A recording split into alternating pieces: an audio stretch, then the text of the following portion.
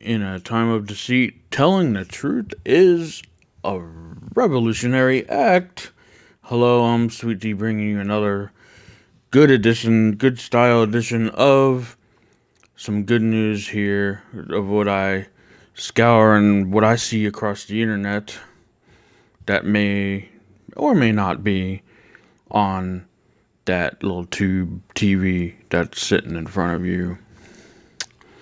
I'll start. I'm gonna touch on traveling in Alaska and some heart news brought to you by Neuroscience Technology Today. I'm gonna bring you some of that. I'm gonna start first with traveling in Alaska. Starts bringing this. This is a picture of a 22-degree moon halo, sometimes referred to as a moondog, over the Glen Alps near Anchorage, Alaska. It was taken in 2015.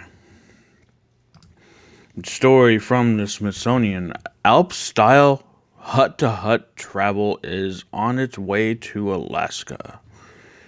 From the Smithsonian. They say in this article here, in 2023, the U.S. Forest Service announced a plan to add dozens of new public use cabins to Alaska's trail system.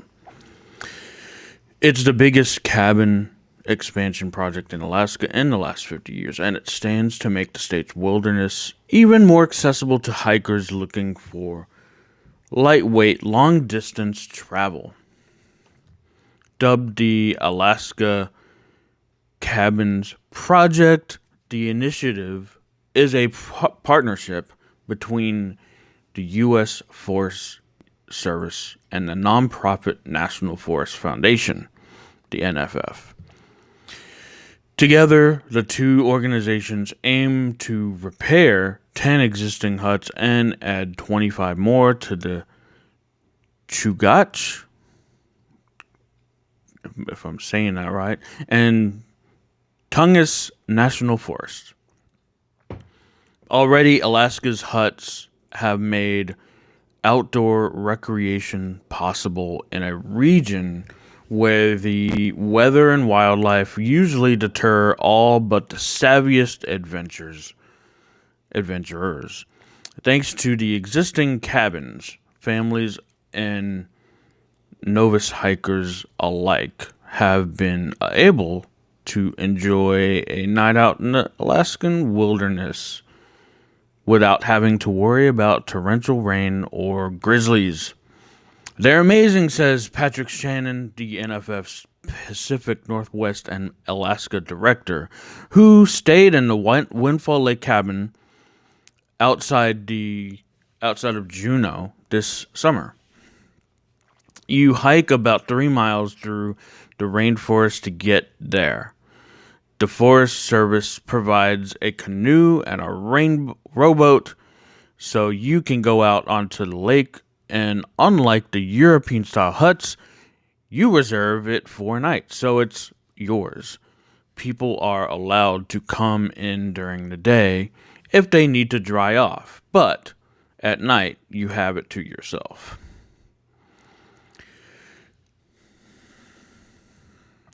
So there's that. There's just a good little article on hiking trips to Alaska, the Alp-style hiking coming to Alaskan land. This was January 8th of this year.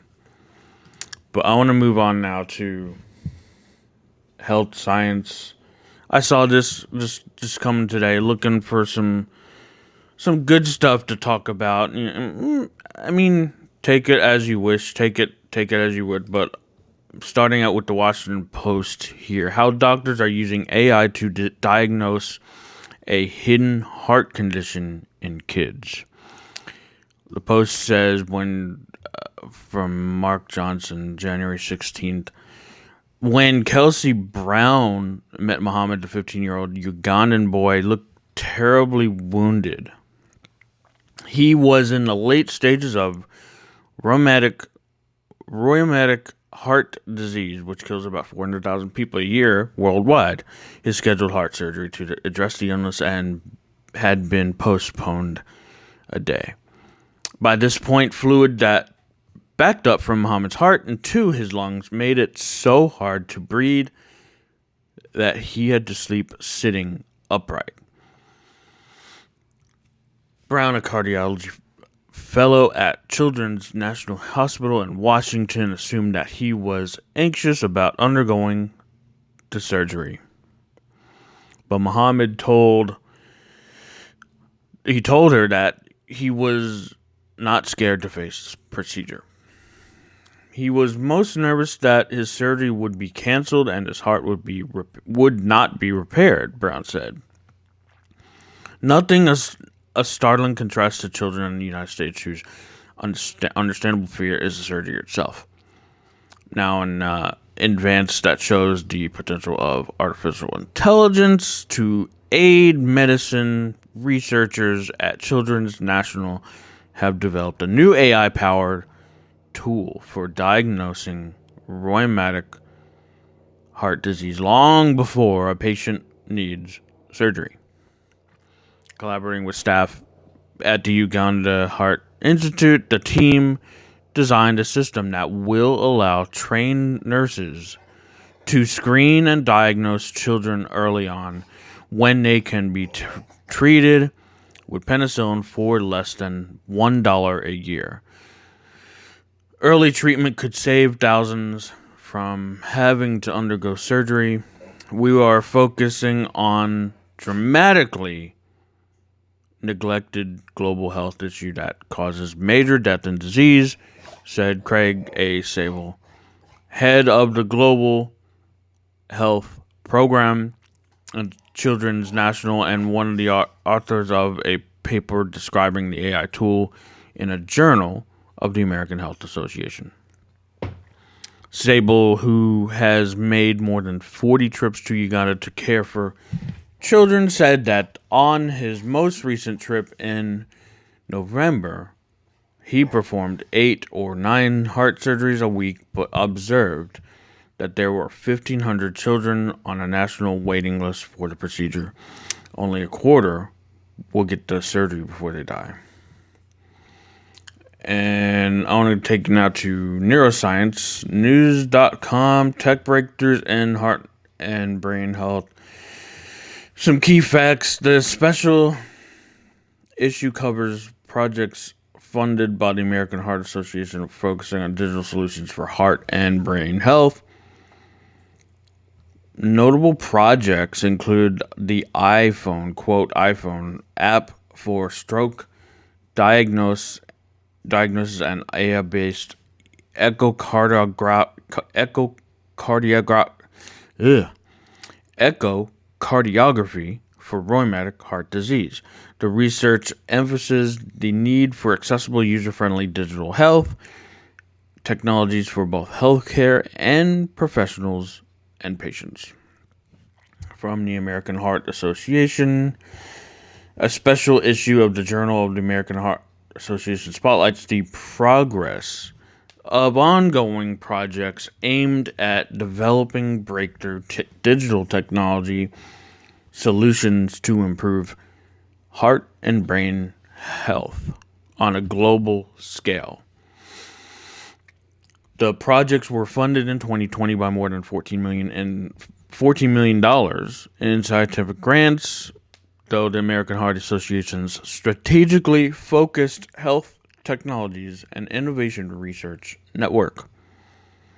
Improving healthcare for all will require technology-based solutions. However, many people avoid technology solutions for a variety of reasons, including lack of trust, relevance, or ease of use. According to American Heart Association volunteer and author of the Issues Editors page, James A. Wayenmeyer, PhD. These gaps presented an opportunity for the research community to validate it or create scalable,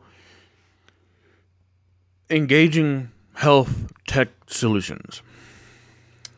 up and down the health continuum with the potential to improve health for people across the socioeconomic spectrum, said Wainmeyer, former vice president for research and economic development at Auburn University and chair of the association's peer review team for the selection of the new grant recipients.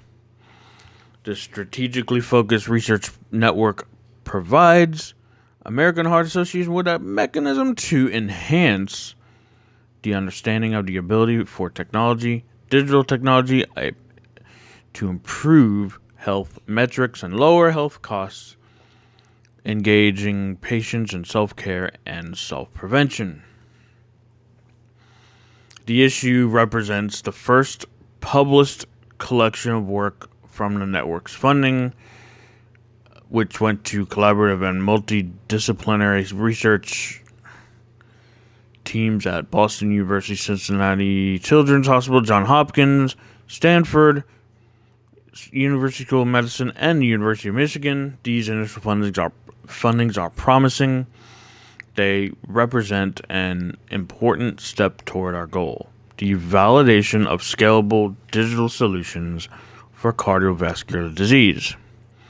Highlights quantifying induced nystagmus using a smartphone eye tracking application, acceptability of a text message based mobile health intervention to promote physical activity and cardiac rehabilitation enrollees, a qualitative sub-study of participant perspectives. More highlights comparing cognitive tests and smartphone-based assessment in 2 U.S. community-based cohorts. Deployment of point-of-care echocardiography to improve cardiac diagnostic access among American Indians. Utilizing artificial intelligence for rheumatic heart disease detection by echocardiography, focus on mitral regurgitation. Resource requirements for participant enrollment from a university health system and a federally qualified health center network in a mobile health study. The My Life. More highlights: patient representativeness, virtual enrollment, and the patient reported outcome measurement and heart failure clinic trial. That's a long acronym. And I think that's all the highlights. So about neurotech research news and neurosciencenews.com, tech breakthroughs in heart and brain. So again, just bringing you the truth here. In time of deceit, I ended here. In time of deceit, telling the truth is a revolutionary act. Again, you may or may not hear this on the TV, but thank you for watching, and stay tuned for the next time I come on your screen.